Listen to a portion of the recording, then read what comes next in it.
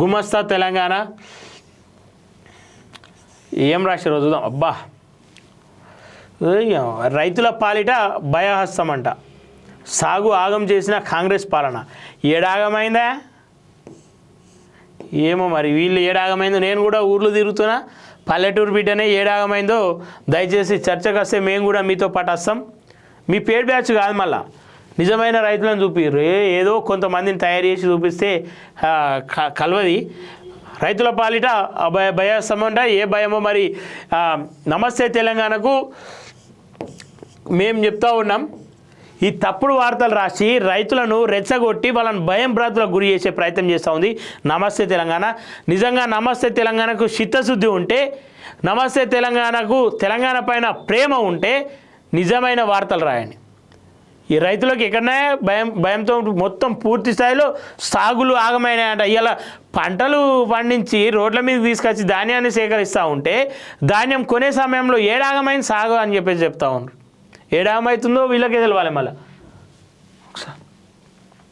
రైతు బంధు రద్దు, మద్దతు ధర లేదు, విత్తనాలకు వేతనాలు, కరెంటు కోతలు, రైతన్నల ఆందోళన, ఆత్మహత్యలు. 11 నెలల్లో 347 మంది రైతులు బలత్ మరణమట. మరణించిర్రు, ఏ రకంగా మరణించిర్రు? ధరల విషయానికి వస్తే రైతులకు గతంలో మీరు న్యాయం చేయలేరు.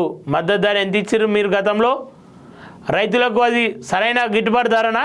వాళ్ళు పండించిన పంటకు సరైన ధరనా? అది ఏ రోజు కూడా సబ్సిడీలో మందులు అందించలేరు, ఏ రోజు కూడా సబ్సిడీలో విత్తనాలు అందించలేరు. ఈరోజు వచ్చి రైతులకు అన్యాయం జరుగుతుంది. భయాందోళన కాంగ్రెస్ పాలనలో భయంలో ఉందని చెప్పి చెప్తా ఉన్నారు. కాంగ్రెస్ పాలన కాదు, ఏ పాలన వచ్చినా రైతుల పరిస్థితి మారట్లేదు. వాళ్ళు ధాన్యాన్ని సరైన సమయంలో కొంటే చాలని చెప్పేసి అనుకుంటా ఉన్నారు. కాంగ్రెస్ ప్రభుత్వం దయచేసి ఆ దిశగా వెళ్తుంది, ఇంకా తొందరగా కూడా వెళ్ళాలి. ఎందుకంటే వర్షాలు పడే అవకాశాలు ఉన్నాయి, వర్షాలు పడ్డాయి, పంట నష్టపోయే అవకాశాలు ఉంది. కాబట్టి ఆ ప్రయత్నం చేయాలి. ఈ నమస్తే తెలంగాణ ఏదైతే తప్పుడు వార్తలు రాసి రైతులను భయపెట్టాలని చూస్తుందో అది చాలా తప్పని చెప్పి చెప్తా ఉన్నా. సాగులో నిన్న మొన్నటి వరకు దేశంలోనే పోటీ పడిన తెలంగాణ నేడు బేలా చూపు చూస్తుంది. రైతాంగాన్ని నిలువుగా ముంచిన కాంగ్రెస్ సర్కార్ అన్నదాతను ఆగం చేసి వదిలింది. కేసీఆర్ సంక్షేమ పథకాలు పాతరేసింది. రేవంత్ ప్రభుత్వం రైతును నిండా ముంచింది.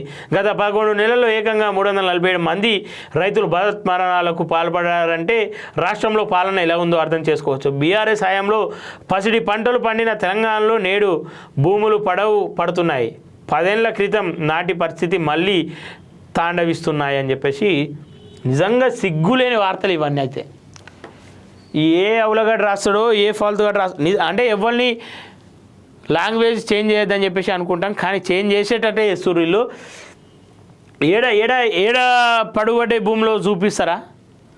ఏడ నాశనమైందో చూపిస్తారా? 10 ఏళ్లలో పసిడి పంటలు పండిందంట. పసిడి పంటలు పండి రైతు ఏడ సంతోషంగా ఉన్నాడో ఒకసారి చూపిస్తారా? దళారులు ఏ రకంగా విశ్రయించారు మీ సమయంలో? ఏ రకంగా కోతలు కోసిరు? తరుగని చెప్పేసి, సరిగ్గా ఎండలేదని చెప్పేసి, మ్యాచర్ రావట్లేదని చెప్పేసి ఎన్ని అక్రమాలు చేసారు గతంలో. ఈరోజు రైతులకు మొండి చేయని చెప్పేసి ఈ పెద్ద మనిషి